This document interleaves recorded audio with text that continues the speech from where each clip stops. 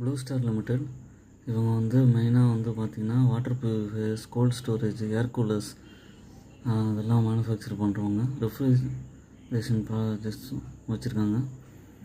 Current ப்ரைஸும் 1845 ரூபா இருக்குது. ரிட்டர்ன் ஆன் ஈக்விட்டி 21%, ஆர்ஓசி வந்து 25.4%, டிவிடெண்ட் ஈல்டாக 0.38% கொடுக்குறாங்க. இது வந்து கன்சிஸ்டண்ட்டாக வந்து பர்ஃபார்மன்ஸ் கொடுத்துக்கிட்டே இருக்குது.